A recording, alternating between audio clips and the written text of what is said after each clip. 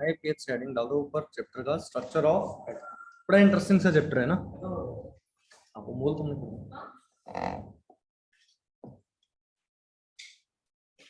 Loss की बात, law of definite proportion को तो तुमने पढ़ा होगा, गैसियस स्टेट में दोबारा भी लिखवा देंगे।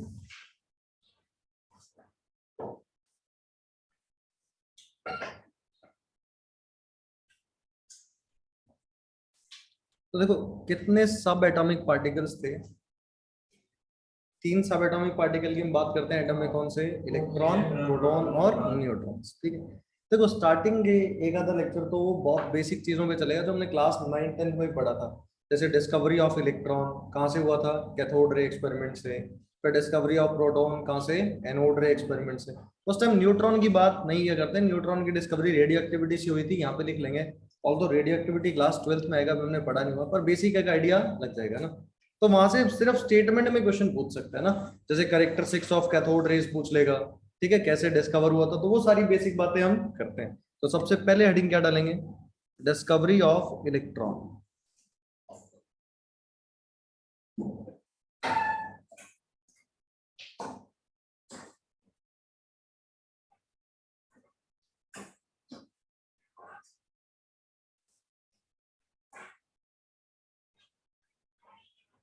है ना कि इलेक्ट्रॉन की डिस्कवरी कैसे हुई थी ना।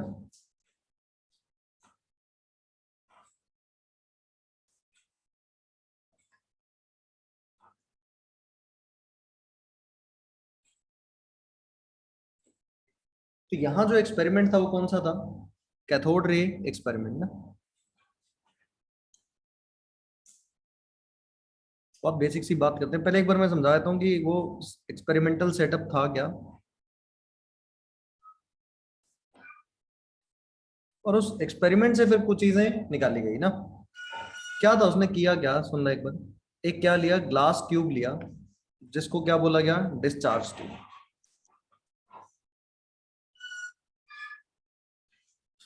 ठीक है, इसमें मान लो एक वैक्यूम पंप लगा दिया ना।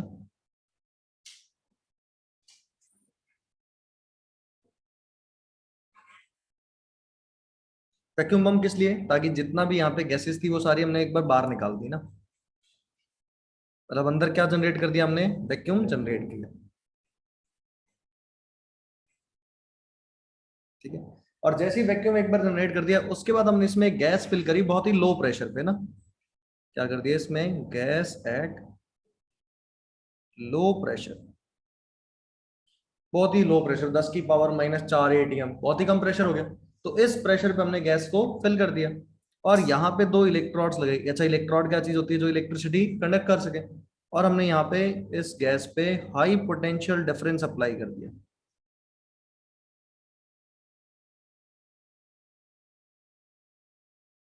ठीक है, अप्रोक्सीमेटली कितना? मान लो 10,000 वोल्ट। देखो ये बैटरी का कैसा टर्मिनल रहा होगा? Negative terminal. और ये वाला कैसा रहा होगा? पॉजिटिव। तो इसमें जो इसमें नेगेटिव टर्मिनल था ना, यहाँ पे इसका नाम इसने क्या बोला? It is called as cathode. ठीक है, और कैथोड को ही इसने बोला एमिटर, कि यहाँ से कुछ चीज, मतलब यहाँ से कुछ रेज निकलती हुई नजर आएंगी। और ये जो पॉजिटिव टर्मिनल था इसको क्या बोला गया? एनोड। और एनोड को बोला गया कलेक्टर। ठीक है, तो जैसे ही बैटरी ऑन की गई, गैस था लो प्रेशर पे, तो गैस के अंदर एटम तो रहे होंगे। तो इसने देखा कि कुछ रेज कहां से कहां ट्रेवल करने लगी, from negative terminal to positive terminal. ठीक है, और ये जो रेज ट्रेवल कर रही थी इसी का नाम क्या बोला? दीज आर कॉल्ड एज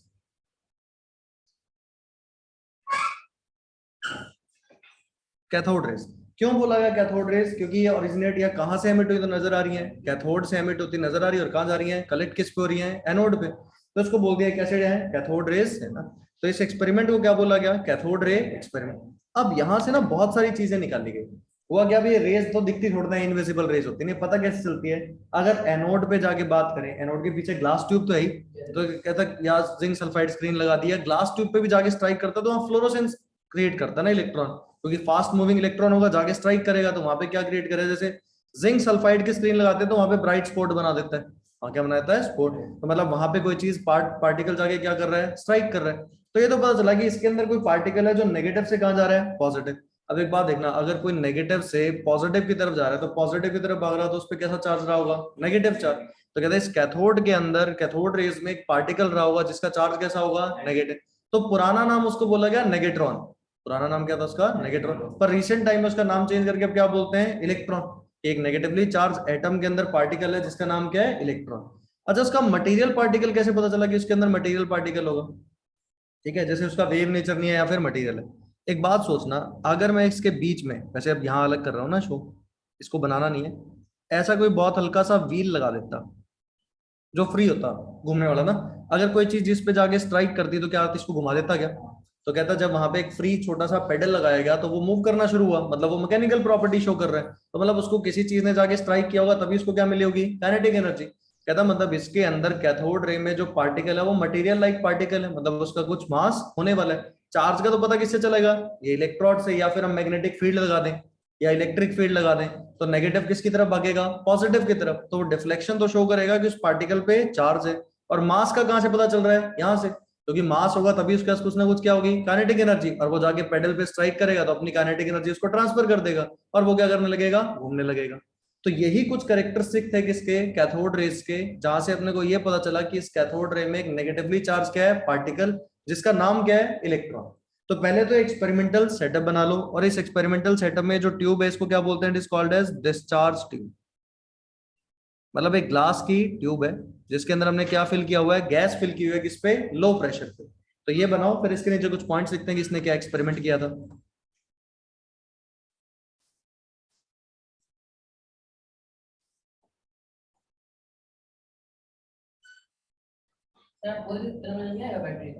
कहाँ पे, किस तरफ, छोटे वाला नेगेटिव होता है, बड़े वाला पॉजिटिव होता है। मतलब छोटे वाला नेगेटिव ही तो लिखा है, नहीं वो जाके इधर से कनेक्ट हो रहा है ना, बैटरी को इधर जोड़ा है हमने, वो बैटरी नहीं है।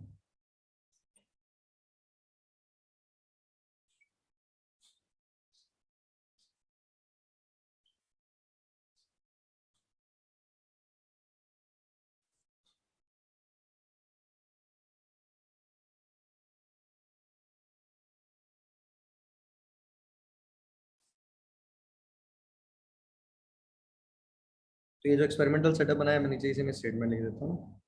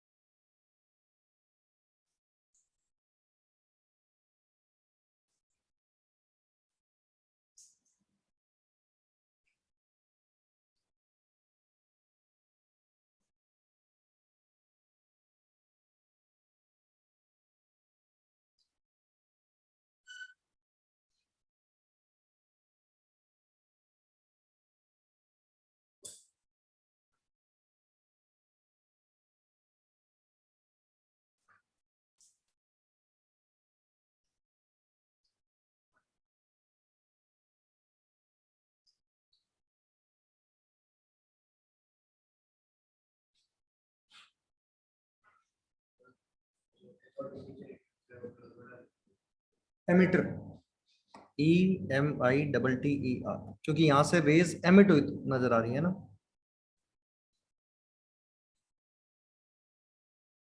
एमिटर। और एनोड के नीचे लिखा है कलेक्टर।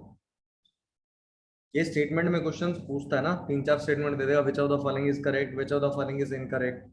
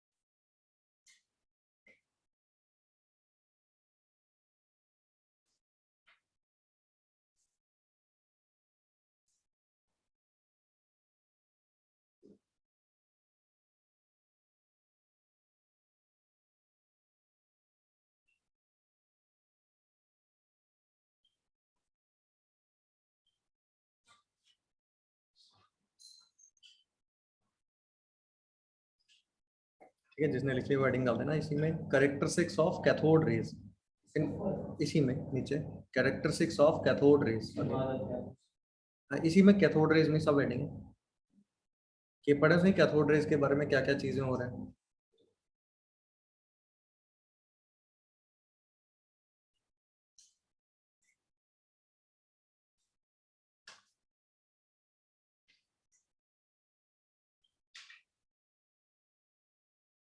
लाइट किस में मूव करती है, स्ट्रेट पाथ में, और उसके बीच में अगर कोई ऑब्जेक्ट आ जाए तो उसकी शेडो बना देता है क्या। तो यहां से भी अगर बीच में कोई ऑब्जेक्ट रखा गया ना इस पे कैथोड रेज के बीच में, तो उसने भी क्या बनाया, शेडो बनाई। तो मतलब पता चला कि जो कैथोड रेज है हाई स्पीड से ट्रेवल करती है, और किसमें, स्ट्रेट पाथ में ना। ठीक है, क्या कह रहे हैं, कौन सी एक्स रेज बनती कैसे, वो तो अगर हाई स्पीड इलेक्ट्रॉन्स को, इसमें नहीं, वो तो हाई स्पीड इलेक्ट्रॉन को अगर मेटल पे स्ट्राइक करा दें तो, यहाँ तो हम परफोरेटेड एनोड ले लेते हैं, बाद में आगे देखेंगे विधि बाहर निकल जाएगी ना। अगर किसी मेटल सरफेस पे हाई स्पीड इलेक्ट्रॉन बम्बार्ड कराते हैं ना, तो वहां से एक्सरेज एमिट होती है। तो अपने कभी एक्सरे आएंगी भी नहीं, वो आएगा फिजिक्स में क्लास 12th के अंदर ना।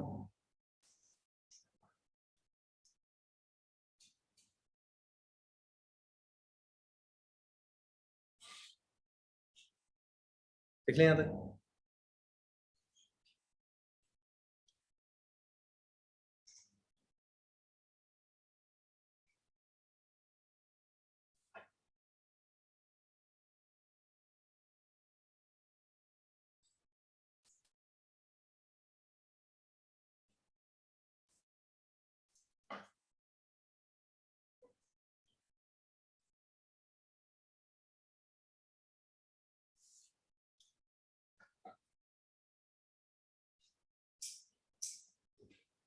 अब कुछ पॉइंट्स हैं साथ साथ में लिखते चलेंगे ना। तो लिखो करेक्टरिस्टिक्स ऑफ कैथोड रेज, लिख लिया तूने।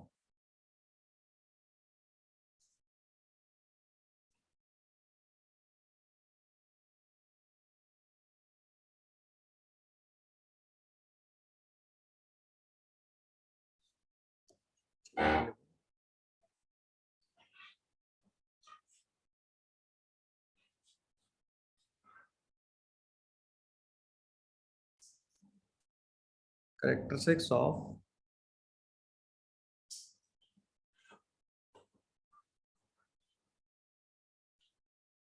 कैथोड रेज, कि कैथोड रेज के क्या क्या करेक्टरिस्टिक्स है ना। तो उसमें पहला लिखो नंबर 1,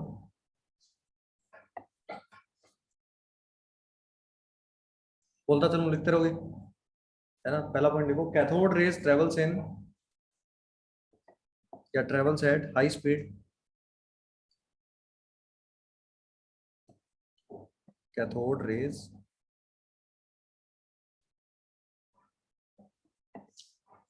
बोल रहा हूँ एक बार लिखो, cathode rays travel in, travel at लिखना, travel at high speed in a straight path, travels at high speed in a straight path as it produces shadow, as it produces shadow of object placed in the path,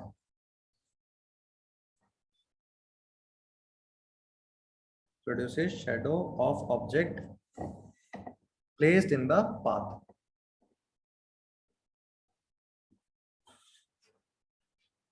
ठीक है, second point लिखना, cathode ray produces mechanical effect,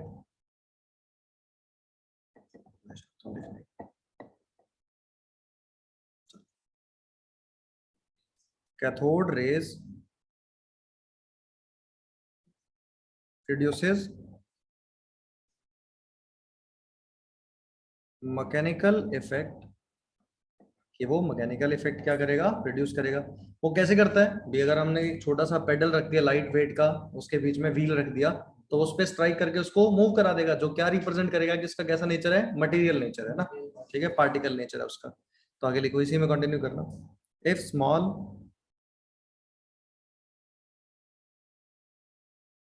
wheel is placed between the electrodes,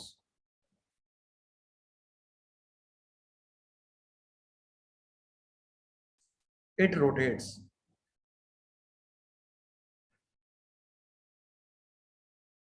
which indicates that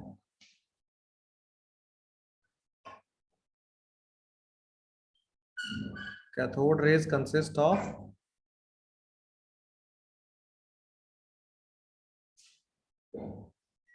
material particle.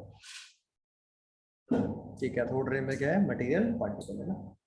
अब देखो, अगर कभी electric field magnetic field apply करते हैं, मान लो ऐसे देखना, ये एक अपने पास था, यहाँ पे मैंने एक और फील्ड अप्लाई कर दिया, मान लो ये पॉजिटिव टर्मिनल और ये नेगेटिव टर्मिनल। तो बताओ, अगर इलेक्ट्रॉन चल रहा होगा कैथोड रे, तो कहाँ डेविएट हो जाएंगी, टुवर्ड्स पॉजिटिव, क्योंकि नेगेटिव कहाँ जाएगा, पॉजिटिव की तरफ। तो ये इलेक्ट्रिक फील्ड और मैग्नेटिक फील्ड में डेविएशन शो करते हैं, ताकि इसी से क्या पता चलता है कि इसके अंदर जो पार्टिकल है उस पर कोई चार्ज भी प्रेजेंट है। तो वो कैसा पार्टिकल है, चार्ज पार्टिकल ना। और अगर पॉजिटिव की तरफ जा रहा है तो कैसा चार्ज रहा होगा उस पर, नेगेटिव चार्ज। ठीक है, तो अगला पॉइंट ये लिखेंगे, देखो, when electric field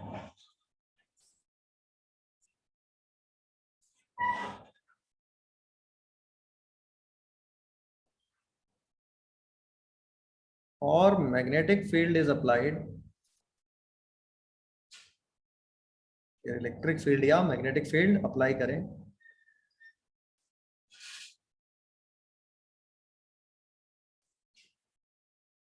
cathode rays are deflected, cathode ray क्या करती हैं, डिफ्लेक्ट करती है ना, which indicates that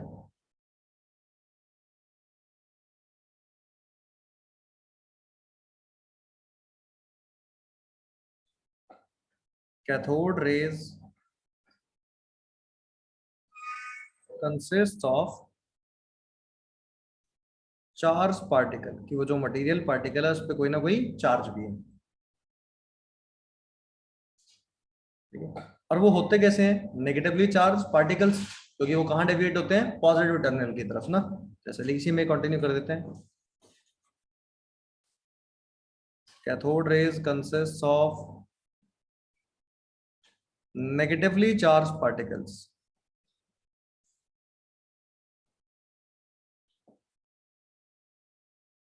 पार्टिकल्स जिनका नाम पहले क्या बोला गया था, कॉल्ड एज नेगेट्रॉन्स। ब्रैकेट में लिख देंगे, ये अर्लियर नाम है ना, and now called as electrons. ठीक है, तो देखो, मेन बात तो यही दो चीजें थी ना, कि इस कैथोड रे के अंदर क्या प्रेजेंट है, एक पार्टिकल है जिसका कुछ मास भी है और उसके पास कुछ चार्ज भी है, और चार्ज कैसा है उस पर, नेगेटिव चार्ज। ठीक है,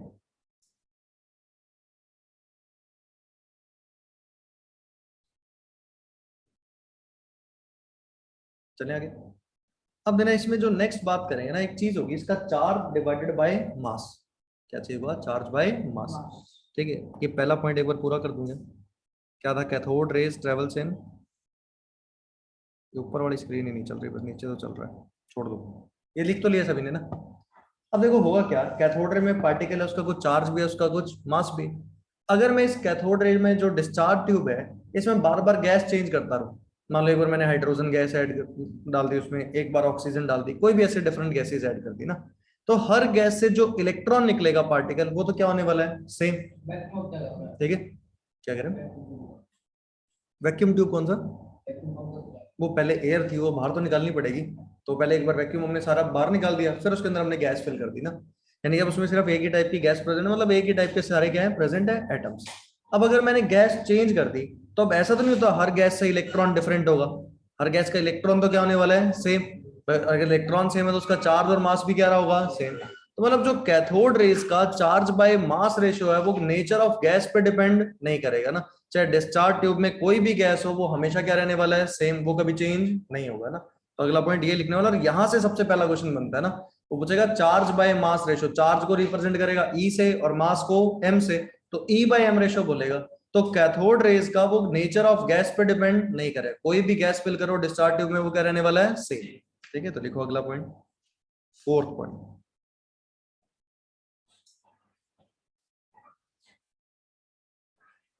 चार्ज बाय मास, इसको शॉर्ट फॉर्म में इसके क्या लिखेंगे, E by M.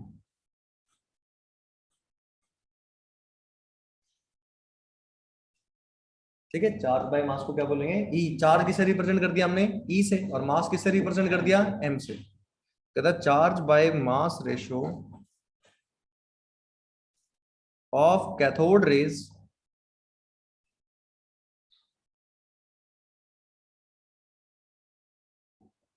is independent of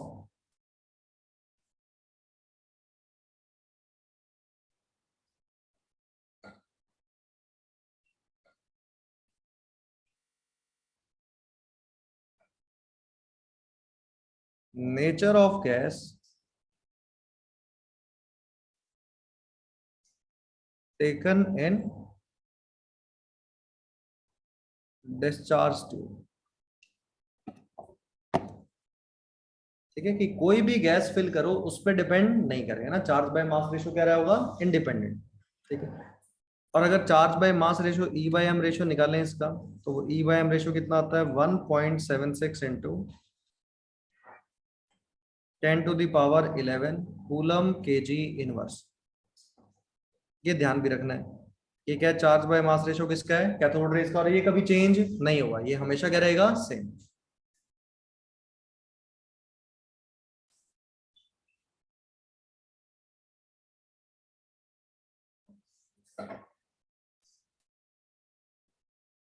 clear है बात, ये ध्यान रखने की बात। तो पहला इसमें कई सारे क्वेश्चन बन सकते हैं ना, कि cathode rays cathode to anode क्या करती है ट्रेवल करती है। ठीक है, और इसके अंदर charge by mass ratio nature of gas पे डिपेंड नहीं करता, कोई भी गैस फिल करोगे सेम रहेगा। और चार्ज बाय मास होगा कितना 1.67 इंटू 10⁻11 कूलम केजी इनवर्स। ठीक है, क्लियर है बात ये। चलें आगे, है ना। ये charge by mass ratio actual में अगर बात देखें ना, तो फिजिक्स में तुम क्लास 12th में पढ़ोगे। अगर कोई भी चार्ज पार्टिकल मूव कर रहा हो, ठीक है, तो वो डिफ्लेक्शन शो करेगा किसी भी इलेक्ट्रिक फील्ड या मैग्नेटिक फील्ड में। तो वो डिफ्लेक्शन से हम निकालते हैं उसका क्यू बाय एम रेशियो। वो किस पे डिपेंड करता है उसके क्यू बाय एम रेशियो पे, कि कितना डिफ्लेक्शन होगा ना। तो क्यू और एम का रेशियो वहां से क्या आता है, कैथोड रे हमने एक्सपेरिमेंट किया डिफ्लेक्शन निकाल लिया, और वहां से क्या निकाल लिया क्यू बाय एम का रेशियो। तो ये चार्ज बाय मास रेशियो है। आगे एक एक्सपेरिमेंट आएगा, ऑयल ड्रॉप एक्सपेरिमेंट, वहां से क्या किया गया था इलेक्ट्रॉन का चार्ज निकाल लिया गया था। क्या निकाला था इलेक्ट्रॉन का चार्ज। तो अगर इलेक्ट्रॉन का चार्ज पता चल जाए, चार्ज बाय मास रेशियो अपने पास है ही, तो क्या आ जाएगा वहां से मास आ जाएगा। तो इस तरीके से हमने दोनों चीजें निकाली, इलेक्ट्रॉन का चार्ज भी और इलेक्ट्रॉन का मास भी। तो वो आगे बात आएगी, अभी तो हमने सिर्फ ये पता चल गया कि जो एटम है उसके अंदर एक नेगेटिवली चार्ज पार्टिकल प्रेजेंट है जिसका नाम क्या है इलेक्ट्रॉन। पुराना नाम क्या था नेगेट्रॉन। अब फिर नया एक्सपेरिमेंट कौन सा आया, डिस्कवरी ऑफ क्या हुआ प्रोटॉन। उसको क्या बोला गया था एनोड रे। अच्छा, एक्सपेरिमेंट कोई खास नया नहीं था ना, वही उसने कैथोड रे एक्सपेरिमेंट को दोबारा परफॉर्म किया। और दोबारा परफॉर्म कैसे किया, जो कैथोड था ना उसको परफोरेटेड ले लिया, परफोरेटेड मतलब उसमें होल्स कर दिए।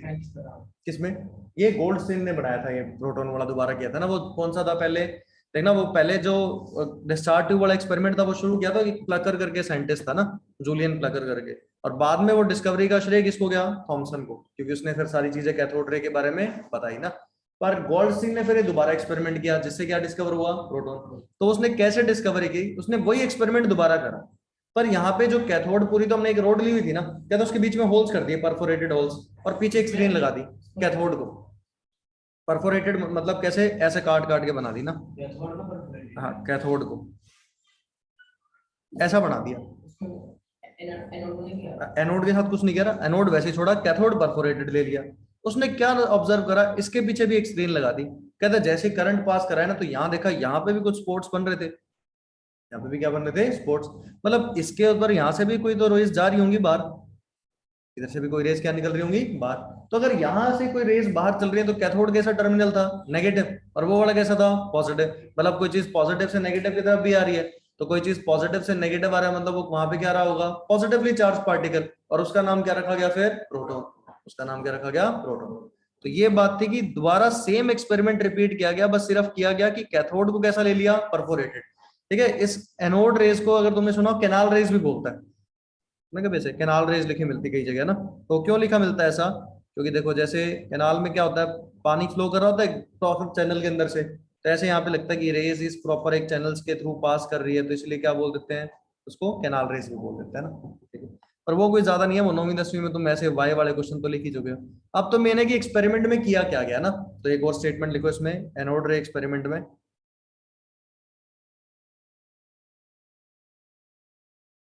तो लिखना cathode ray experiment is repeated, इसको रिपीट ही किया गया ना, is repeated with discharge tube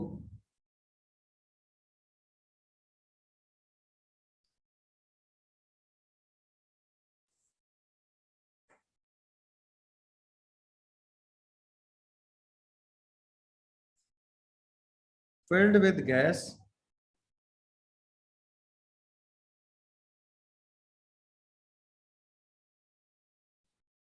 and with a perforated cathode। और उसने क्या ऑब्जर्व करा, and found that new type of rays came out through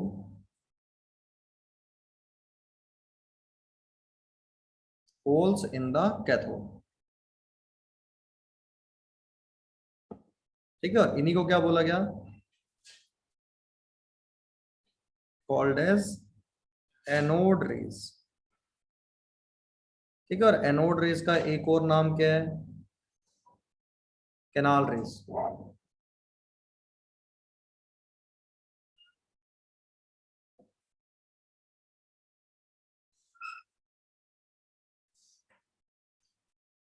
देखो वो सारी चीजें सेम होंगी इसके कैरेक्टरिस्टिक्स में ना, क्या क्या चीजें, कि ये स्ट्रेट पाथ में ट्रेवल करते हैं हाई स्पीड के साथ, इनके ऊपर भी क्या होगा, इस बीच में एक व्हील रख दिया जाए तो उसको भी क्या करेगा, ये रोटेट करेगा। तो मतलब क्या सारी कहानियां वही चल रही थी।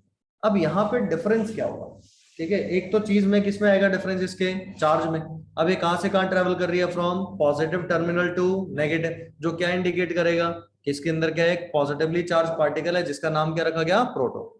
अब एक इंपॉर्टेंट बात सुनना, तुमने अभी तो आगे रदरफोर्ड वाली कहानी सुन रखी है। ठीक है, रदरफोर्ड ने क्या बोला था कि जितना भी पॉजिटिव चार्ज है वो किसके अंदर प्रेजेंट है, न्यूक्लियस में, और इलेक्ट्रॉन कहाँ प्रेजेंट है, बाहर। तो हम ना किसी एटम में अगर सिंपल कोई न्यूक्लियर रिएक्शन नहीं हो रहा है तो सिर्फ इलेक्ट्रॉन निकाल सकते हैं या ऐड कर सकते हैं, नंबर ऑफ प्रोटॉन को चेंज हम नहीं करते। मतलब होता क्या, जैसे ये न्यूक्लियस है, इसमें मान लो 2 प्रोटॉन है, बाहर इसमें ऐसे 2 इलेक्ट्रॉन प्रेजेंट है, सही है। अगर हम इसको एनर्जी देंगे तो क्या होगा, 2 इलेक्ट्रॉन बाहर निकल जाएंगे, एक अलग निकल गया, एक अलग निकल गया, दोनों एक स्ट्रेट पाथ में ट्रेवल करने लगे। पर प्रोटॉन कभी दोनों अलग अलग नहीं होंगे कि एक प्रोटॉन एक प्रोटॉन, वो पूरा न्यूक्लियस क्या करेगा, मूव करेगा कहां से, पॉजिटिव से नेगेटिव की तरफ। तो मान लो एक गैस था जिसके न्यूक्लियस में कितने प्रोटॉन थे, 2। एक गैस थी जिसके न्यूक्लियस में थे 5 प्रोटॉन, एक ही में कितने प्रोटॉन थे, 5। ठीक है, अब देखना सिर्फ प्रोटॉन तो नहीं होता, प्रोटॉन के साथ क्या प्रेजेंट होते हैं, न्यूट्रॉन। प्रोटॉन के साथ क्या प्रेजेंट होते हैं, न्यूट्रॉन। मतलब जब भी एनोड रेज की बात करते हैं ना, तो ऐसा नहीं है कि सिर्फ एक इंडिविजुअल पॉजिटिव पार्टिकल मूव कर रहा होता है, क्या मूव कर रहा था, पूरा गैस का न्यूक्लियस। क्या मूव कर रहा था, पूरे गैस का न्यूक्लियस। क्या हर गैस का न्यूक्लियस डिफरेंट रहा होगा क्या, हर गैस का न्यूक्लियस क्या रहा होगा, डिफरेंट। तो अगर डिफरेंट है तो क्या एनोड रेज का चार्ज बाय मास रेशो भी क्या रहेगा, डिफरेंट रहेगा। मतलब जैसी गैस चेंज कर दोगे तो एनोड रेस का चार्ज बाय मास रेशो क्या होने वाला है, चेंज, वो फिक्स यहाँ पे नहीं होगा, क्योंकि हर गैस के न्यूक्लियस में नंबर ऑफ प्रोटॉन और नंबर ऑफ न्यूट्रॉन्स क्या होते हैं, अलग अलग, सेम तो नहीं होते। तो अगर सेम नहीं है तो उसका चार्ज बाय मास रेशो भी क्या रहेगा, डिफरेंट रहेगा।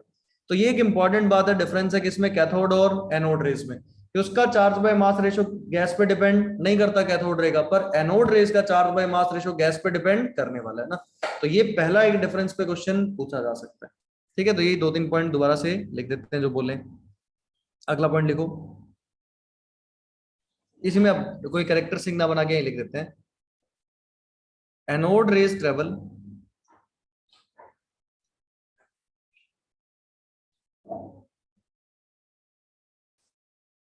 Anode rays travel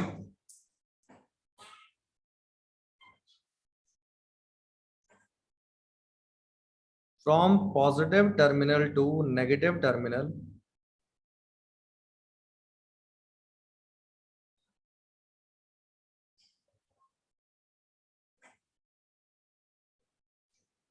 which indicates that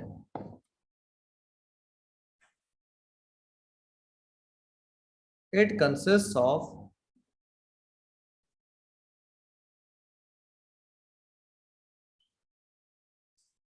positively charged particles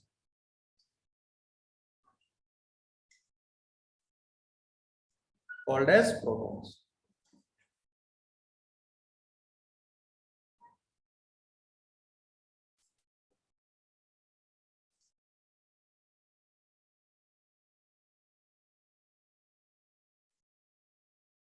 ठीक है, और एक इंपॉर्टेंट बात क्या लिख देंगे इसमें, charge by mass ratio. Charge by mass को हमेशा क्या लिखेंगे, E by M. Ratio of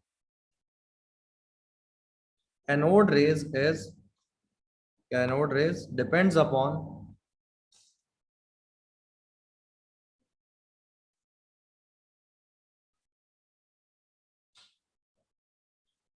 nature of gas taken in discharge, कि हम डिस्चार्ज ट्यूब में कौन सी गैस फिल करते हैं उस पे क्या करेगा, ये डिपेंड करेगा ना।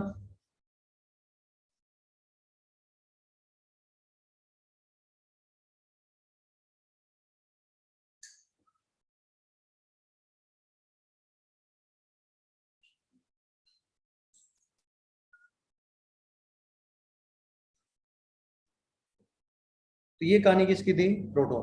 देखो न्यूट्रॉन की डिस्कवरी काफी थोड़ी बाद में हुई ना, क्योंकि न्यूट्रॉन का पहले आइडिया नहीं था। न्यूट्रॉन की डिस्कवरी हुई रेडियो एक्टिविटी से।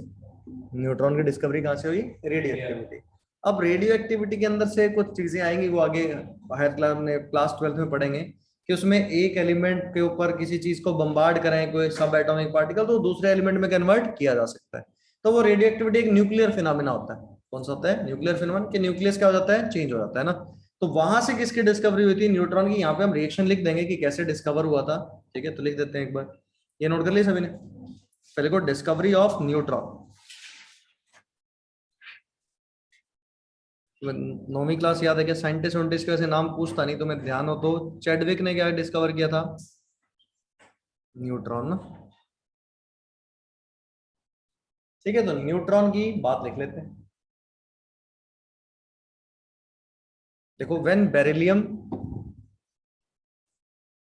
बेरिलियम कौन सिंबल होता है, Be,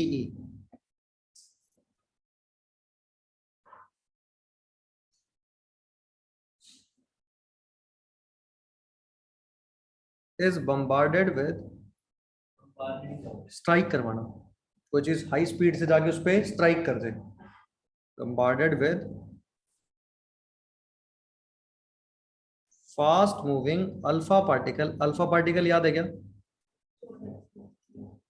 हीलियम का ना, न्यूक्लियस ऑफ हीलियम, कि अगर हीलियम के दोनों इलेक्ट्रॉन निकाल लिए जाए तो जो न्यूक्लियस ऑफ हीलियम होता है उसको क्या बोलते हैं, अल्फा पार्टिकल। ठीक है, fast moving alpha particle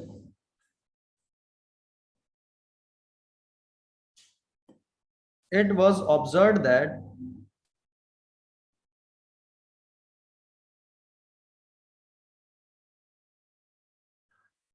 electrically neutral particle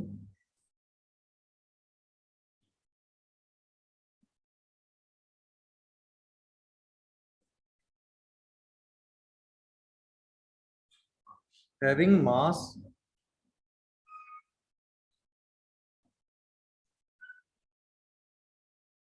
slightly heavier than proton, या ग्रेटर देखना, slightly greater than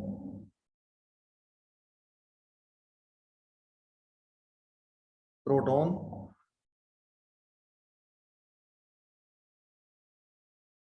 were emitted, और इन पार्टिकल्स का नाम क्या था? These particles were called as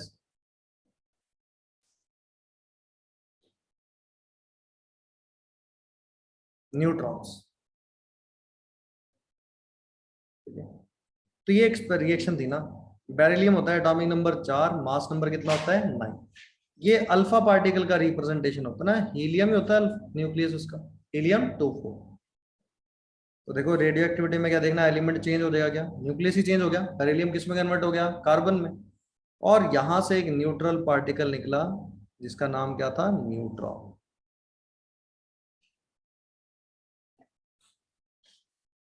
तो ये सिर्फ रिएक्शन देखी हुई होनी चाहिए ना। ठीक है, रेडियो एक्टिव रिएक्शन के अंदर ऐसा होता है कि ऊपर वाला 9 + 4 13, उधर भी 12 + 1 13, 4 + 2 6, 6 + 0 6।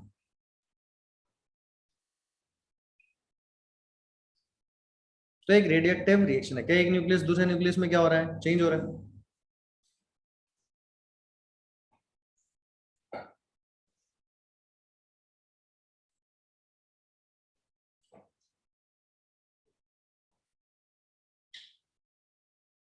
अब 3 सब एटॉमिक अपने पास क्या आ गए? पार्टिकल्स आ गए ना।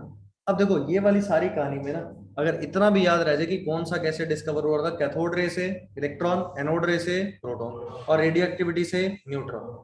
ठीक है, इलेक्ट्रॉन कैसा? Negatively charge, proton positively charge, neutron neutral. ठीक है, charge by mass ratio of cathode rays independent of nature of gas, है ना, और charge by mass ratio of anode rays depends upon the nature of gas. बस ये इतनी कहानी याद रहनी चाहिए ना। अब हम क्या करते हैं, टेबल बना के तीनों सब एटॉमिक पार्टिकल्स के थोड़ी थोड़ी सी बात लिख देते हैं। तो यहां से अब मेन चीजें स्टार्ट होंगी ना, जो पहली चीज अपने को याद रखनी है। ठीक है, तो लिखो इसमें 3 सब एटॉमिक पार्टिकल कौन सा है? एक क्या है? इलेक्ट्रॉन, एक प्रोटॉन, और एक क्या चीज है? न्यूट्रॉन। पहली बात कर लेते हैं इसके नेचर की। Electron is negatively charge, proton is positively charge, and neutron is neutral. Charge बता सकता है कोई कितना होता है इलेक्ट्रॉन पे?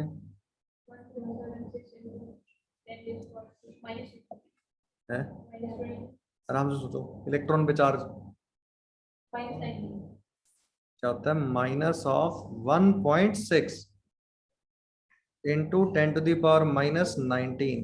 क्या चार्ज की यूनिट याद है क्या? कूलम। ऐसे जितना इलेक्ट्रॉन पे नेगेटिव उतना ही प्रोटॉन पे क्या होता है? पॉजिटिव, है ना। आगे कोई डिटेल में नहीं लिख रहे हो 1.6022, उसकी जरूरत नहीं है, 1.6 में काम चल जाएगा। जितना उधर नेगेटिव उतना इधर पॉजिटिव। अच्छा, इस पे न्यूट्रल पे तो कोई चार्ज होगा ही नहीं। ये मास वाली बात तो बता रखी है अभी। एक इलेक्ट्रॉन का मास, इलेक्ट्रॉन का मास याद है? मोल कंसेप्ट में शुरू शुरू में लिखवाया था 9.1 इंटू 10⁻, अब यहाँ केजी में लिखेंगे, वैसे यूनिट लिखनी है -31 केजी। प्रोटॉन पे चार्ज 1 मास, सॉरी 1.672 इंटू 10⁻⁻27 केजी। और न्यूट्रॉन पे 1 पॉइंट स्लाइटली हेवियर बोला ना, तो थर्ड डेसिमल, वैसे 1.6749 होता है, तो राउंड ऑफ करके क्या कर दिया उसको 5 लिख दिया ना, 10⁻⁻27 kg, है ना। यहां से कंक्लूजन लिखते हैं कि mass of proton is approximately equal to mass of neutron, और वो कितना ले लेते हैं हम? 1.67 इंटू 10⁻⁻27 kg।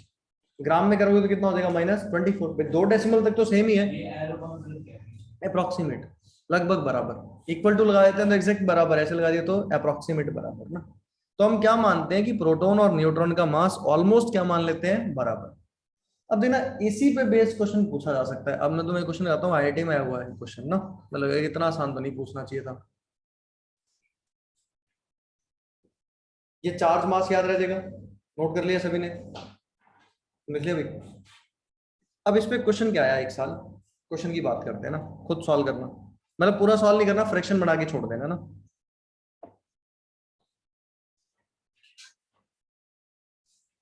एनसीईआरटी में क्वेश्चन है और उसने उसको मॉडिफाई करके पूछा हुआ है ना। कह रहे calculate number of mole of electrons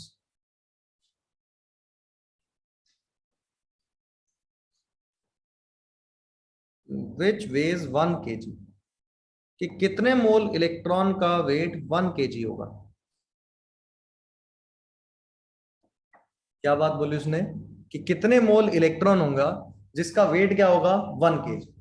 अच्छा तुमसे एक बहुत बेसिक सी बात पूछता हूँ, मान लो ये पेन है, इसका वेट 10 ग्राम है, कितना है 10 ग्राम। तो एक बात तो, 1 किलो में कितने पेन आगे होंगे,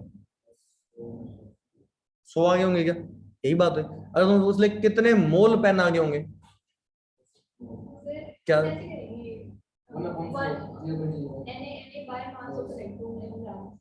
नहीं वैसे मैं क्वेश्चन नहीं बता रहा, मैं तो वैसे एक बात पूछ रहा हूँ जनरल।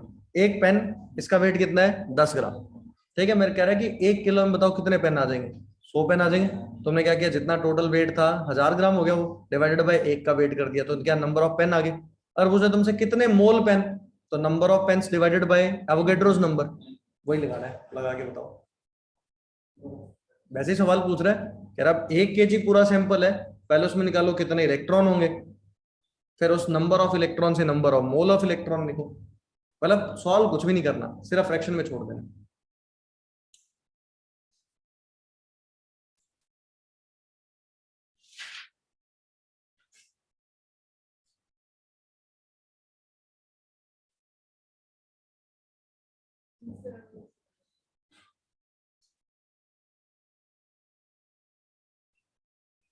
कितना रहा, 1 kg अगर सैंपल है इलेक्ट्रॉन्स का, तो उसमें कितने मोल इलेक्ट्रॉन होंगे।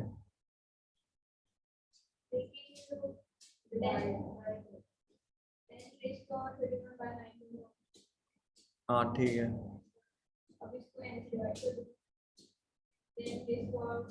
हाँ मतलब सॉल्व नहीं करना, वैसे क्वेश्चन समझ आ गया तुम्हें। अच्छा एक बात तो, अभी क्या किया था हमने, मैंने बोला 1 kg है तो कितने पेन बोले तुमने, 100, कैसे बोले, जितना टोटल वेट था उसको किससे डिवाइड करा, एक पेन के वेट से। तो अगर यहाँ पे 1 kg है टोटल, तो नंबर ऑफ इलेक्ट्रॉन्स कितने हो गए होंगे, कि जितना टोटल वेट उसको किससे डिवाइड कर दिया, एक इलेक्ट्रॉन के वेट से गया, तो 9.1 इंटू, बताओ एक बार, ये बात सही है, इसमें किसी को परेशानी, कि टोटल वेट डिवाइडेड बाय एक इलेक्ट्रॉन का वेट कर दिया। अब जैसे ही नंबर ऑफ इलेक्ट्रॉन्स आ गए, अगर किसी के नंबर ऑफ पार्टिकल गिवन हो तो नंबर ऑफ मोल कैसे निकालते हो, given number of particle divided by Avogadro's number, N से डिवाइड कर दो।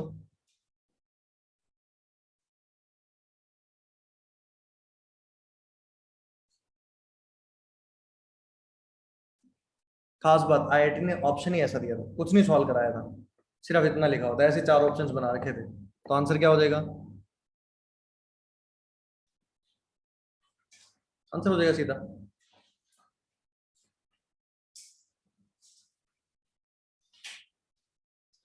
तुम्हारा मैथ्स चेक कर लिया जाएगा।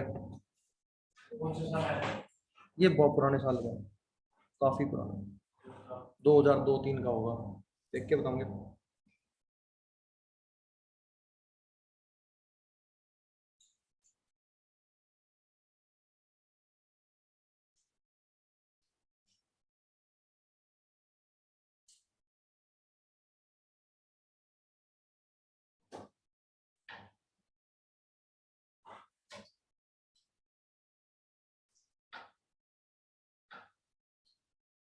ये लिख लिया।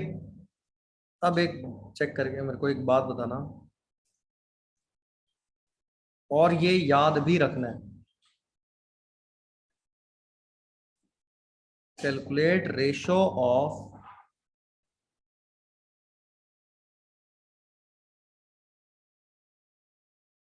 मास of proton to mass of electron, ratio निकालना है।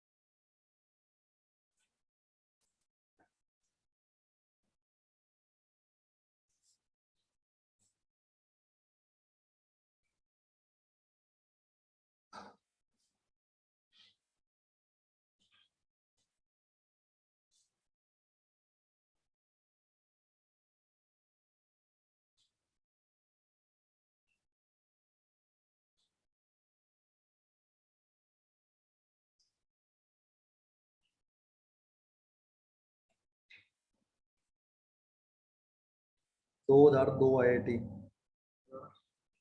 उस टाइम तो वो होता था स्क्रीनिंग और मेंस, स्क्रीनिंग के टाइम।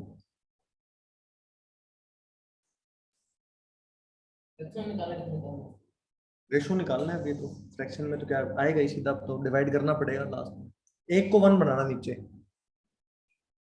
मतलब इसको सॉल्व करना पड़ेगा हमें। अप्रोक्सीमेट ही बताना है।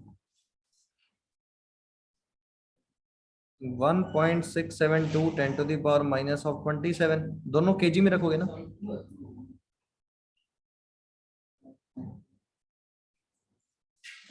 लो, अप्रोक्सीमेट बता दो बस।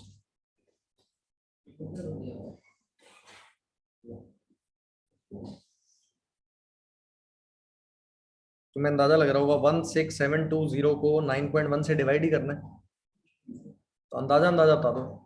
1500, 1600, 1700, 1800।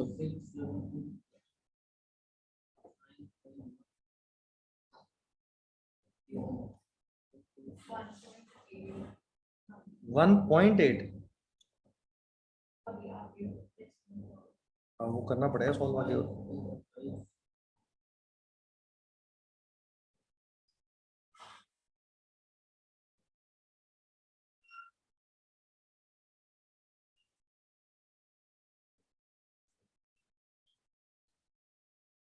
क्या लगता है जरूर डिवाइड कर देगा, डिवाइड कर देगा, कर देगा। बताओ फिर अंदाजा सा।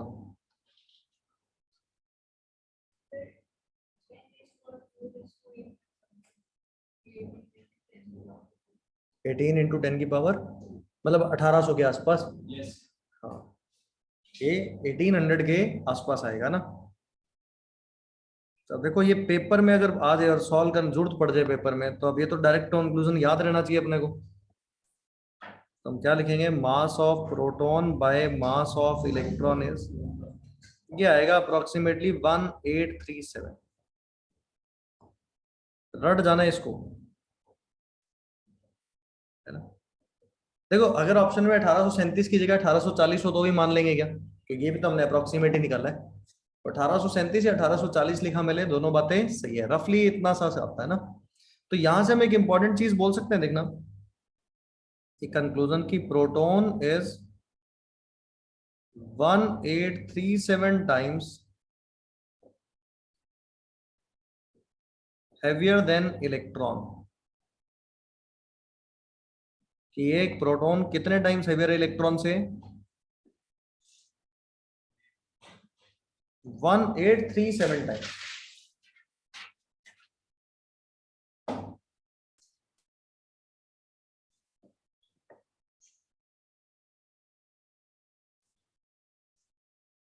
ठीक है, तो ये कंक्लूजन याद रखना है कि proton is 1837 times heavier than electron. याद रखने की बात है।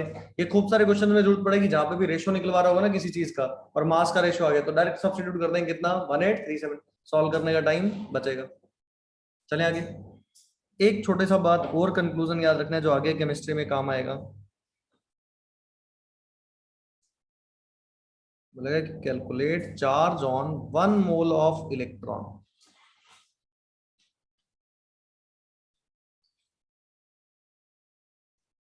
कह रहा है कि 1 मोल इलेक्ट्रॉन पे चार्ज बताओ।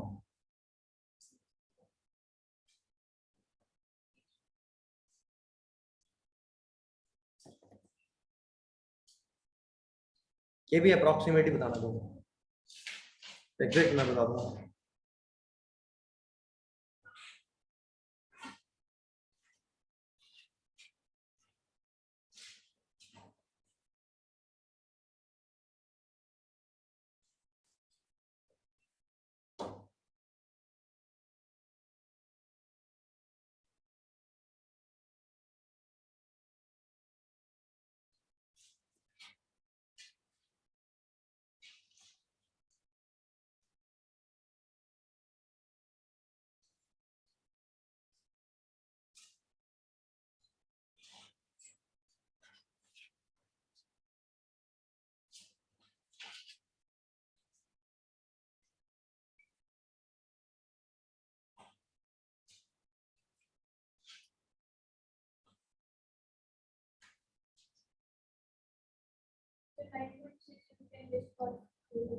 9.6 इंटू 10⁴ ऐसे अप्रोक्सीमेट अप्रोक्सीमेट।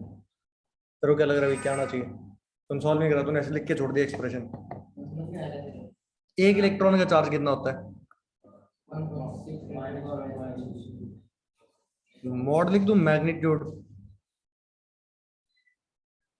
एक इलेक्ट्रॉन पे चार्ज कितना, मैग्नीट्यूड कितना होता है? 1.6 इंटू 10⁻⁻19। एक पे इतना, तो एन पे कितना होगा? 1 मोल में एन इलेक्ट्रॉन ही होंगे। ये तो निकालना था, है ना? ये बनता है 96487 करके ना, 47 करके कुछ 47। पर हम अप्रोक्सीमेटली कितना लेते हैं इसको? यूज ये करना है अपने को। क्या बड़ा सिंपल सा एक नंबर हो गया। क्या हो गया? 96500 कूलम। इसकी अब बना देंगे एक यूनिट, है ना? इसकी यूनिट क्या बनाओगे? 1 फैरेडे।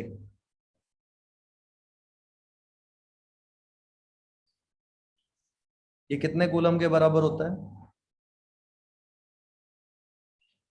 96500 कूलम। तो अब कभी भी पूछ लेगी मेरे से, बताओ एक पे कितना, 1 मोल इलेक्ट्रॉन पे कितना चार्ज, तो मैं ऐसे बोल दूंगा 1 फैरेडे। ये क्या होगा? Charge on 1 mole of electron, उसका मैग्नीट्यूड होगा ना।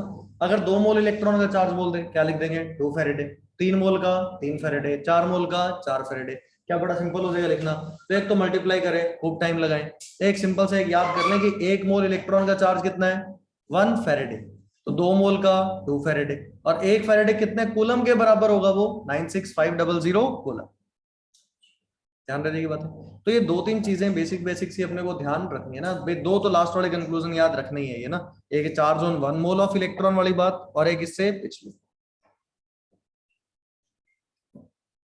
अब ये तो पता चल गया 3 सब एटॉमिक पार्टिकल है, एक इलेक्ट्रॉन, एक प्रोटॉन, एक न्यूट्रॉन। एटम में उनका अरेंजमेंट कैसा है, कि इलेक्ट्रॉन कहाँ है, प्रोटॉन कहाँ है, न्यूट्रॉन कहाँ है, सारा खेल ही उसका चल रहा था ना। तो सबसे पहले कौन आया था इसमें? क्या था? थॉमसन मॉडल, वाटरमेलन मॉडल बताया था उसने। सबसे पहला एक मॉडल ही आया था। रदरफोर्ड से पहले कौन आया था? Thompson model. तो थॉमसन ने बोला कि जितना भी पॉजिटिव चार्ज है एटम में, वो यूनिफॉर्मली डिस्ट्रीब्यूटेड है। जैसे वाटरमेलन में रेड पार्ट होता है, पूरा रेड पार्ट होता है, मतलब पूरा यूनिफॉर्मली डिस्ट्रीब्यूटेड क्या है? Positive charge. क्या, तो उसमें नेगेटिवली चार्ज इलेक्ट्रॉन्स बीच में एम्बेडेड है, जैसे सीड्स होते हैं, तो बीच बीच में नेगेटिव चार्ज क्या उसमें एम्बेडेड है। बस उसकी एक ही बात सही थी, उसने बोला एटम इज इलेक्ट्रिकली न्यूट्रल, कि जितना पॉजिटिव चार्ज उतना ही नेगेटिव। ठीक है, पर ये वाली बात उसकी गलत थी ना, कि जो पॉजिटिव चार्ज उसके बीच में क्या है? Negative charge electron. क्योंकि इसके बाद जब रदरफोर्ड ने एक्सपेरिमेंट किया ना, तो वो वाली बात क्या होगी? गलत होगी। तो मेन कहां से कहानी शुरू हुई? थॉमसन ने कुछ कोशिश करी, पर वो बिल्कुल ही गलत थी। सिर्फ एक बात सही थी कि एटम इज इलेक्ट्रिकली, कि जितना पॉजिटिव चार्ज उतना ही नेगेटिव। फिर आया रदरफोर्ड, रदरफोर्ड के बाद कौन आया? बोर। फिर बोर के और आगे जो लास्ट कॉन्सेप्ट हम पढ़ेंगे, क्वांटम मैकेनिकल मॉडल, उसके बीच में बहुत सारी चीजें आई ना। इलेक्ट्रॉन को पार्टिकल नेचर भी माना गया, इलेक्ट्रॉन का वेव नेचर भी माना गया। ठीक है, लास्ट में जाते जाते हम इलेक्ट्रॉन का वेव नेचर मान के कुछ कहानियां निकाल लेंगे, और वो अब तक की सही चीज मिलेगी अपने को ना। वैसे ना, ये हम जो पढ़ते हैं ना, ये सारा पार्ट है फिजिक्स का। केमिस्ट्री में स्ट्रक्चर ऑफ एटम पता क्यों पढ़ा जाता है? क्योंकि इससे आगे इनऑर्गेनिक पढ़नी है हमने, मान लो पीरियोडिक टेबल, केमिकल बॉन्डिंग, तो अपने को इलेक्ट्रॉनिक कॉन्फ़िगरेशन लिखनी आनी चाहिए। मतलब इलेक्ट्रॉन्स का एटम के अंदर अरेंजमेंट कैसा होता है। जैसे 10वीं क्लास 9वीं क्लास में लिखते थे तुम सोडियम को 2,8,1 लिखते थे क्या, कन्फिग्रेशन, तो इलेक्ट्रॉनिक कन्फिग्रेशन ही थी। तो सिर्फ उसी अरेंजमेंट और उसी के लिए हम क्या सारी कहानी पढ़ रहे हैं। ये तो ये पूरी ब्रांच ऑफ फिजिक्स है, क्वांटम फिजिक्स, ठीक है, जिसका कोई सिर पैर नहीं है, जिसका कोई सिर पैर नहीं है। सारी बातें हाइपोथेटिकल चलेंगी, आगे देखते चलना, अभी होता ही है, मान के चलते हैं, ठीक है। पर अपने को तो 4 नंबर लेने हैं, एक सवाल पक्का आता है यहाँ से, तो वो एक सवाल कॉपी में से आएगा सीधा, तो इसलिए ज्यादा परेशानी यहाँ पे होगी नहीं ना। चलो आगे चलते हैं, अब लिखते हैं एटॉमिक मॉडल, हेडिंग डालते हैं।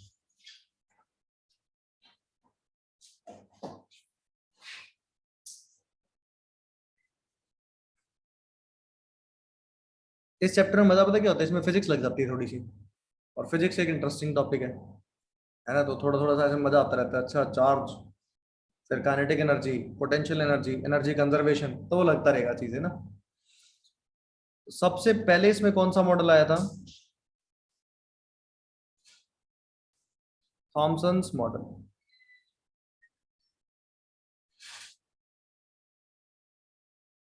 है ना। तो इसने क्या प्रपोज किया था कि जितना पॉजिटिव चार्ज है यूनिफॉर्मली क्या है, डिस्ट्रीब्यूटेड है एटम में ना। तो लिख देते हैं एक दो बातें इसके बारे में। क्या लिखा था, ही प्रपोज दैट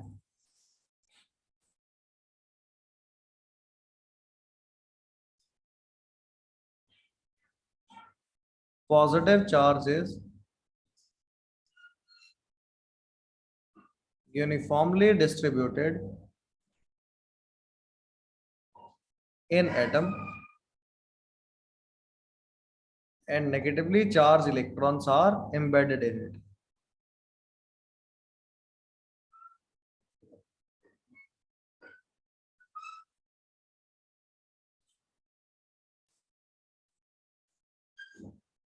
और नेगेटिवली चार्ज इलेक्ट्रॉन्स इसमें एम्बेडेड है ना, ठीक है। दूसरी चीज इसने क्या बोली थी,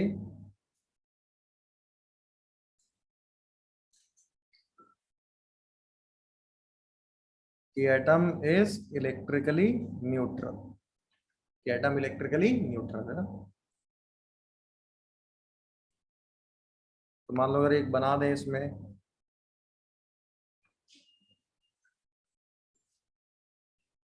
ठीक है, एक स्फेरिकल उसने एटम अज्यूम कर लिया, और जितना भी ये सारा पॉजिटिव चार्ज था क्या बोल दिया इसने, यूनिफॉर्मली क्या है, डिस्ट्रीब्यूटेड।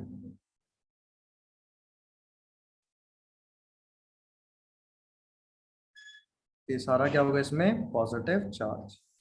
और जो नेगेटिवली चार्ज इलेक्ट्रॉन्स है वो इसमें ऐसे इसने एम्बेडेड दिखा दिए, ये बीच में माइनस का साइन है ना,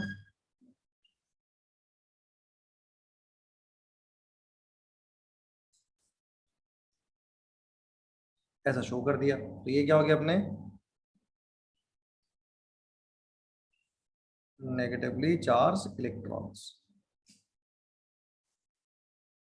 है ना। और खास बात इससे एटम की स्टेबिलिटी भी एक्सप्लेन नहीं होती ना, ठीक है। इसने किसके साथ रिजेंबल किया था अपने मॉडल को, वाटरमेलन के साथ।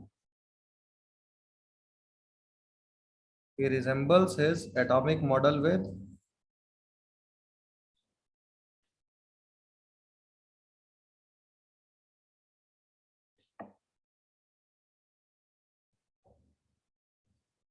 watermelon।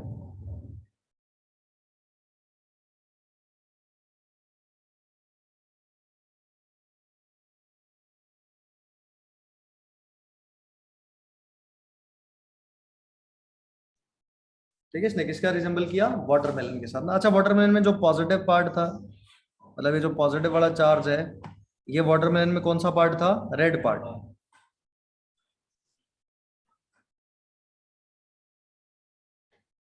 और जो नेगेटिव चार्ज इलेक्ट्रॉन्स है वो इसमें क्या है, सीड्स है।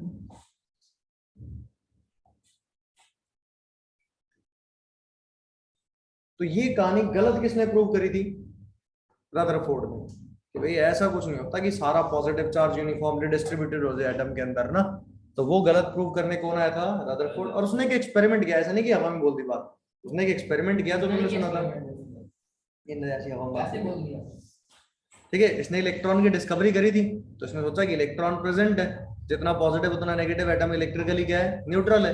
तो इसने एक रिप्रेजेंट बोल दिया सारा पॉजिटिव चार्ज, और बीच में क्या रख दिया है, इलेक्ट्रॉन बोल दिया ना। तो जो एक्सपेरिमेंटल पार्ट जहां से शुरू हुआ था वो कौन था, रदरफोर्ड था ना। रदरफोर्ड ने कौन सा एक्सपेरिमेंट किया था, याद है, अल्फा पार्टिकल स्कैटरिंग एक्सपेरिमेंट। उसने गोल्ड फॉइल ली थी, उस गोल्ड फॉइल पे अल्फा पार्टिकल्स भेजे थे, है ना। ठीक है, वहां से उसने कुछ चीजें, देखते हैं पूरा एक्सपेरिमेंट पढ़ते हैं उसके बारे में कि क्या क्या चीजें उसने ऑब्जर्व करी, उससे क्या क्या चीज कंक्लूड करी। तो अगला लिखो सेकंड, रदरफोर्ड्स मॉडल। ये नोट कर लिए सभी ने।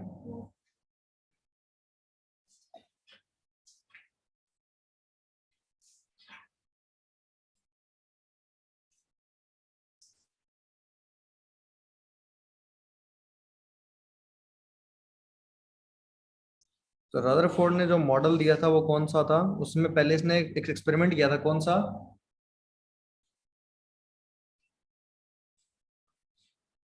Alpha particle scattering experiment.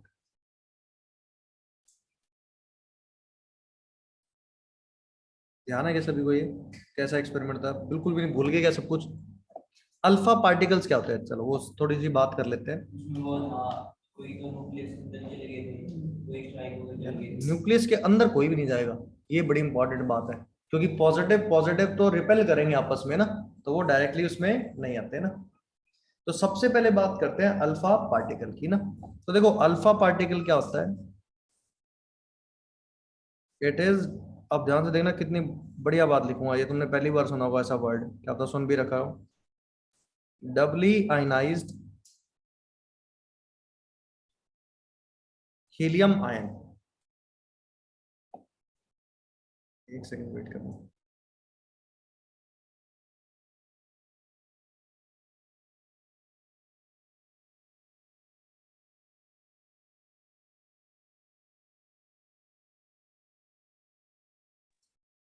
ठीक है, तो डब्ल्यू आयनाइज्ड हीलियम आयन का मतलब क्या, ध्यान से देखना, डब्ल्यू आयनाइज का मतलब उसके दो इलेक्ट्रॉन निकाल लिए, जैसे +2 चार्ज वाला ना।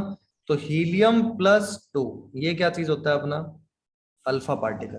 हीलियम में कितने इलेक्ट्रॉन होते हैं, दो, दोनों ही बाहर निकाल दिए। कैटायन का मतलब क्या होता है, लॉस ऑफ इलेक्ट्रॉन, तो +2 मतलब दोनों बाहर निकाल दिए। तो क्या बचा, ये न्यूक्लियस ऑफ हीलियम बचा क्या। एक बात देखना, डब्ल्यू एन आई का मतलब ये सिर्फ क्या बचा, it is nucleus of helium. अब तो हमें पता ही है न्यूक्लियस क्या चीज होती है, ऑल्दो तो रदरफोर्ड ने बात बताई न्यूक्लियस के बारे में, और अब तुम्हें पता ही है कि न्यूक्लियस क्या चीज होता है, जिसमें प्रोटॉन और न्यूट्रॉन होते हैं। हमने इलेक्ट्रॉन बाहर निकाल दिए, तो जो बचा वो क्या बचा, प्रोटॉन और न्यूट्रॉन, तो वो क्या सिर्फ न्यूक्लियस है ना। और ये एक फास्ट मूविंग पार्टिकल होता है,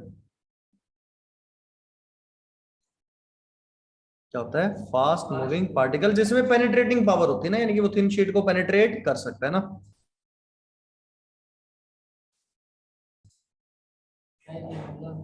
पेनिट्रेट मतलब उसमें वो पार कर जाना, जैसे थिन शीट ले ली गोल्ड फॉइल की, तो उसको क्रॉस कर देगा ना, पेनिट्रेट कर देगा। तो अल्फा पार्टिकल निकलते पता है कहां से हैं, ठीक है, जो हम कोई रेडियो एक्टिव एलिमेंट लेते हैं ना, जो हैवी न्यूक्लियस होते हैं यूरेनियम के बाद वाले, तो बड़ा न्यूक्लियस जब छोटे न्यूक्लियस में टूटता है ना, तो साथ में क्या एमिट करता है वहां से, अल्फा पार्टिकल्स। सुने न्यूक्लियर फिजन रिएक्शन, सुनिए, न्यूक्लियर रिएक्टर जो होते हैं, जो पावर प्लांट होते हैं अपने, न्यूक्लियर पावर प्लांट, वहां पे जो रिएक्शंस कराते हैं ना, तो वो कौन सी रिएक्शन होती है, न्यूक्लियर रिएक्शन। तो वहां से क्या होता है, जब बड़ा न्यूक्लियस छोटे न्यूक्लियस में टूटता है, तो क्या निकलते हैं वहां से, अल्फा पार्टिकल। तो अगर अल्फा पार्टिकल अपने को चाहिए हो, तो कैसा एलिमेंट चाहिए अपने को, रेडियो एक्टिव एलिमेंट। तो इसने एक रेडियो एक्टिव एलिमेंट का क्या किया, अपने एक्सपेरिमेंट में यूज किया, जहां से क्या आ रहे थे, अल्फा पार्टिकल। अच्छा, अब ये गोल्ड फॉइल ली थी इसने। अच्छा, गोल्ड फॉइल लेने के दो रीजन है, एक पहला रीजन तो गोल्ड फॉइल क्या होती है, मेलिएबल गोल्ड फॉइल, सुना है, बहुत थिन शीट में कन्वर्ट होती है, उसी पे तो एक्सपेरिमेंट किया था उसने, अल्फा पार्टिकल भेजे थे उसकी तरफ। तो ये पूछ ले क्यों गोल्ड फॉइल ली थी, एक तो क्या होती है, मेलिएबल। अच्छा, एक और रीजन होता है इसका, हैवी न्यूक्लियस होता है, मतलब इसके न्यूक्लियस में नंबर ऑफ प्रोटॉन क्या होते हैं, ज्यादा होते हैं। तो एक ये चीज ध्यान रखनी है, एक इंपॉर्टेंट रीजन है ये, हैवियर न्यूक्लियस ना। अब देखो स्पेस थोड़ा सा है। अब देखो, एक अगर मैं गोल्ड फॉइल लूं, तो उसमें तो खूब सारे आइटम रहे होंगे गोल्ड के, क्योंकि देखना, अगर छोटी से अगर हम सैंपल भी लेते हैं, जैसे 12 ग्राम भी हम कार्बन ले लेते हैं, उसमें कितने सारे आइटम होते हैं, 6.022 इंटू 10⁻23 एटम्स, तो इतने सारे आइटम होते हैं ना। तो अगर हमने गोल्ड फॉइल ली, तो उसमें खूब सारे आइटम रहे होंगे, पर हम सिर्फ एक स्पेसिफिक एक एटम कंसिडर कर लेते हैं उसका, सिर्फ डायग्राम में समझने के लिए ना। हमने क्या किया, सिर्फ एक एटम कंसिडर कर लिया, किसका, गोल्ड का। क्या लिया हमने, सिर्फ एक गोल्ड का एटम, थोड़ा सर्कल बना देते हैं ढंग से।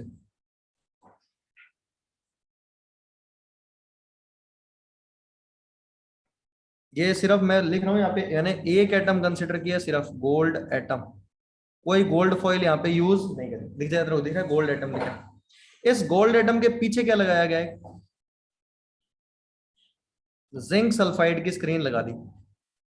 अच्छा, जिंक सल्फाइड स्क्रीन क्यों लगाई? ताकि अल्फा पार्टिकल जाके स्ट्राइक करे तो अपने को पता चल जाए कहां जाके स्ट्राइक किया। ठीक है, यहाँ पे हमने क्या किया, अल्फा पार्टिकल्स भेजे, उसके ऊपर बम्बार्ड कराए, तो बीच में वो अपने को पता है न्यूक्लियस होता है ना, तो अल्फा पार्टिकल पॉजिटिवली चार्ज है। तो क्या बहुत सारे पार्टिकल क्या थे, जिस पाथ में जा रहे थे उसी पाथ से जाके स्ट्राइक करके किस पे, जिंक सल्फाइड स्क्रीन पे। कहते बहुत ही कम ऐसे अल्फा पार्टिकल थे जो क्या हुए, अपने पाथ से क्या हुए, डेविएट हुए। क्यों डेविएट हुए होंगे? क्योंकि पॉजिटिव पॉजिटिव में आपस में क्या हो रहा होगा, रिपल्शन। कहता 1 आउट ऑफ 20,000 बोल दो या 18,000 बोल दो, पार्टिकल जो डायरेक्टली न्यूक्लियस के सामने आ गया होगा वो क्या उल्टा आ गया होगा वापस। भाई एक पॉजिटिव चार्ज चला, सामने न्यूक्लियस मिल गया, मतलब पॉजिटिव चार्ज, तो पॉजिटिव पॉजिटिव में रिपल्शन, तो वापस उसी पाथ से क्या आ गया होगा, वापस रिपेल होना शुरू हो गए होंगे। तो ये जितने भी हमने अल्फा पार्टिकल यहां से भेजे, अब एक बार सुनना, मैं सारी स्टेटमेंट में बातें लिखवाऊंगा। किसने क्या ऑब्जर्व करा कि maximum alpha particle gold foil से बिना किसी डेविएशन के पास कर गए।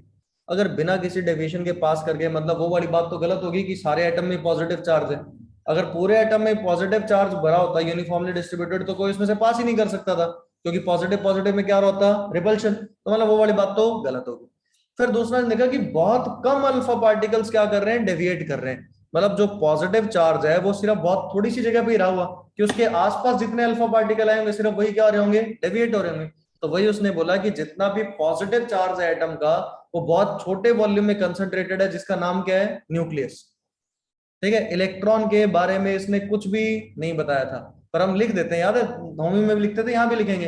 किसने बोला, electron revolves around the nucleus in circular path. पर रदरफोर्ड ने ये बात बताई ही नहीं थी। ठीक है, वो तो अपने को बोर मॉडल पढ़ना होता है, बोर ने उसकी गलती बतानी थी, लिमिटेशन, ये गलत था, मैं सही हूँ इलेक्ट्रॉन के बारे में। तो रदरफोर्ड का कोई लिमिटेशन था ही नहीं एक्चुअल में, तो क्योंकि रदरफोर्ड ने कोई इलेक्ट्रॉन की बात ही नहीं बताई। रदरफोर्ड ने सिर्फ ये बताया था कि एटम का सारा पॉजिटिव चार्ज कहाँ प्रेजेंट है, न्यूक्लियस में, और वो कहाँ पे प्रेजेंट है, present at centre of atom. उसने कोई इलेक्ट्रॉन की बात नहीं करी थी ना, तो इसलिए एक्चुअल में रदरफोर्ड का कोई लिमिटेशन नहीं है। पर हमें बोर पढ़ना होता है अगला, तो हम बोल देते हैं रदरफोर्ड ने बात बताई कि electron revolves around the nucleus in circular path, और वो बोर ने बात क्या करी, गलत प्रूव करी ना। ठीक है, पर एक्चुअल में रदरफोर्ड ने ऐसी कोई बात नहीं बताई थी। ठीक है, एक बार ये बनाओ छोटा सा, फिर इसका लिखते हैं ऑब्जर्वेशन, फिर लिखते हैं कंक्लूजन, कि क्या इसने ऑब्जर्व किया और क्या इसने कंक्लूड करा। लिख ले भाई, धीमे लिखता है।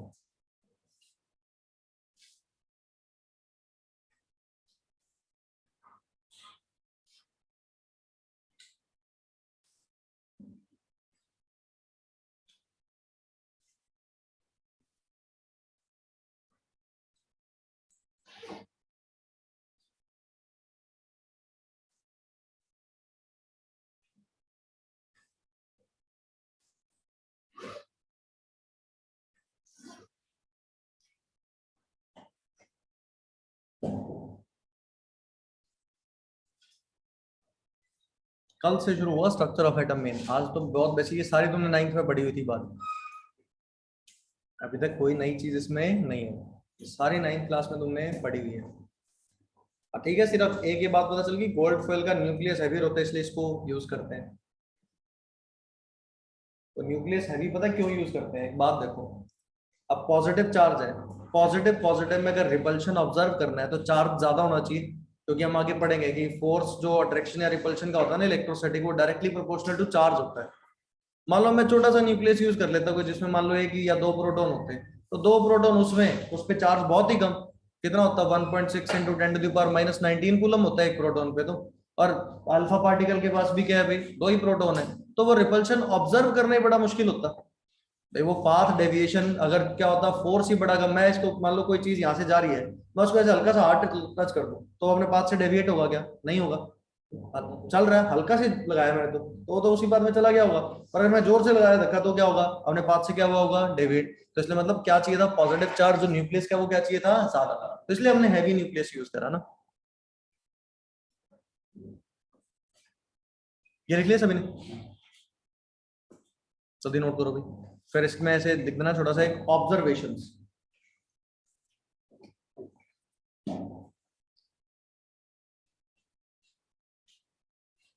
ये पूरा बनाया नहीं हमने, बस इतने में काम चल जाएगा अपना ना।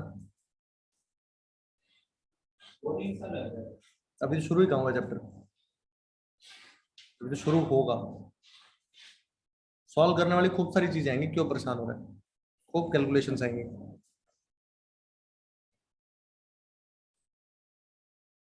ये तो मैं इसलिए समाज सेवा कर रहा हूँ, मेरे को पता तुमने 9वीं क्लास में पढ़ा नहीं है ना, 9वीं तुम्हारी ऑनलाइन चली है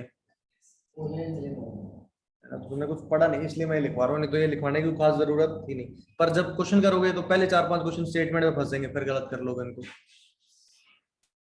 ठीक है, तो इसमें लिखो observations.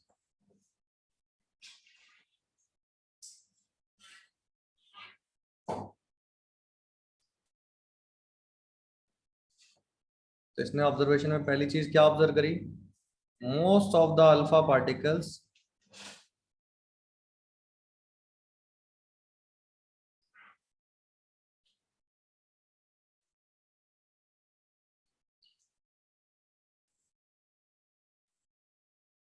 pass through the gold foil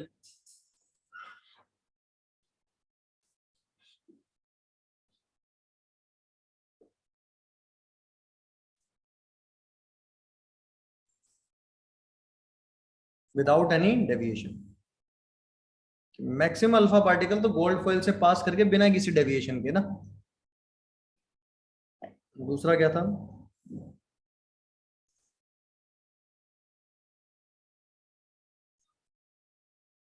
very few alpha particles deviates through small angles।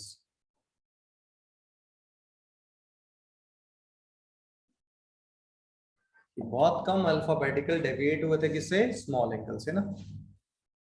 और एक लास्ट क्या था, 1 आउट ऑफ कुछ भी लिख दो, 20,000 लिख देते, मतलब बहुत ही कम, very rare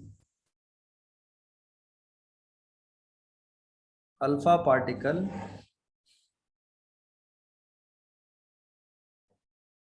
deviates through 180 degree. 180 degree का मतलब क्या है, जिस पाथ से गए वापस उसी पाथ से आ गया ना उल्टा।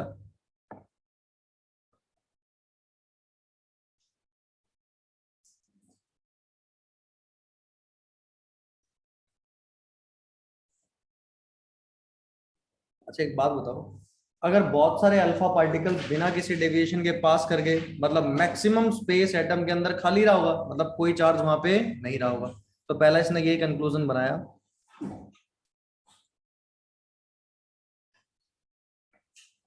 कि most of the space in atom is empty. क्या हो गया, इलेक्ट्रॉन तो बाहर घूम रहे हैं, न्यूक्लियस है और बाहर ऐसे घूम रहे हैं, इलेक्ट्रॉन थोड़ा ना कि फिक्स ही है। और वो भी क्या होते हैं, पहले शेल में कुछ इलेक्ट्रॉन, फिर उससे बाहर कुछ, फिर उससे बाहर कुछ। तो मैं फिर से बना हूं, इसने इलेक्ट्रॉन का कुछ जिक्र ही नहीं करा था, है ना, तो इसलिए वो इलेक्ट्रॉन की बातें आती भी नहीं। और वो तो प्रोटॉन बहुत सारे एक साथ होते हैं तब हम रिपल्शन ऑब्जर्व कर पाते हैं ना न्यूक्लियस के अंदर। अगर इलेक्ट्रॉन की तरह दूर दूर हो सारे तो फिर वो भी ऑब्जर्व ना कर पाते हैं। सेकेंड इसने क्या बोला कि all the positive charge of atom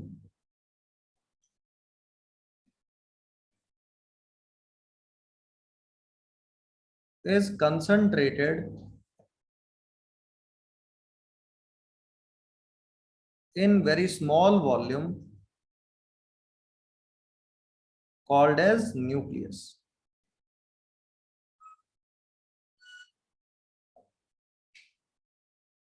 which is present at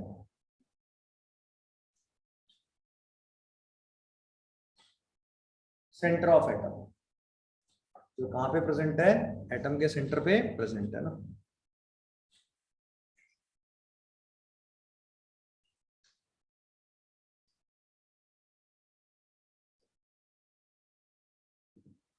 अब देखना, हम इलेक्ट्रॉन को कोई जिक्र करेंगे भी नहीं, जब उसने बताई नहीं इलेक्ट्रॉन की बात तो लिखें क्यों,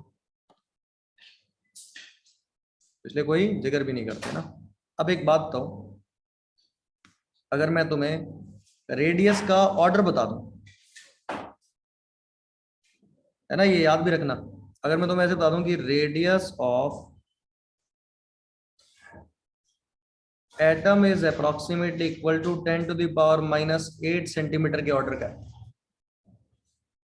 ठीक है, रेडियस क्या है भाई एटम का 10 की पावर -8 सेंटीमीटर, और रेडियस ऑफ न्यूक्लियस है जो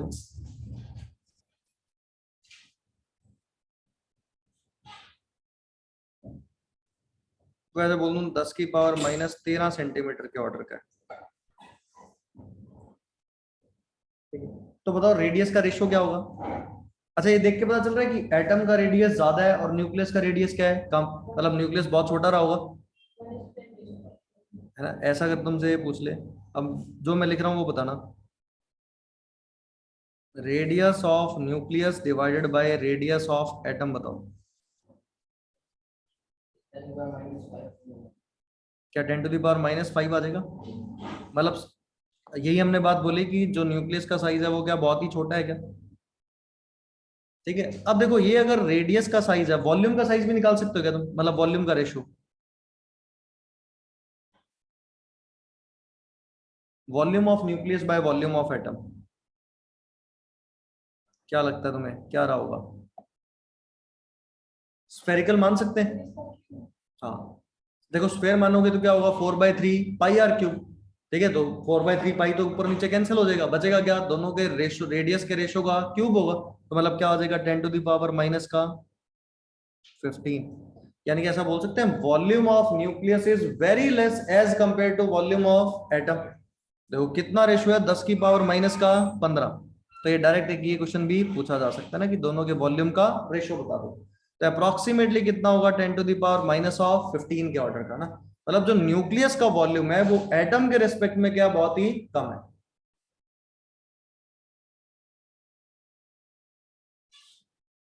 बोर की बात करेंगे हम काफी आगे, बोर से पहले कई सारी चीजें पढ़ेंगे इसके अंदर ना, वेव के बारे में पढ़ेंगे, चार्जेस के बारे में पढ़ेंगे। ठीक है, तो बिल्कुल ये अभी तक जितना पार्ट था तुमने तो तो इससे भी आगे पढ़ा हुआ है, बोर वाली थोड़ी सी बात पड़ी हुई है ना, पर अभी हम उससे पहले इसी पे खेलेंगे ना कि जब अपने को ये पता चल गया कि न्यूक्लियस के अंदर क्या प्रेजेंट है, पॉजिटिव चार्ज।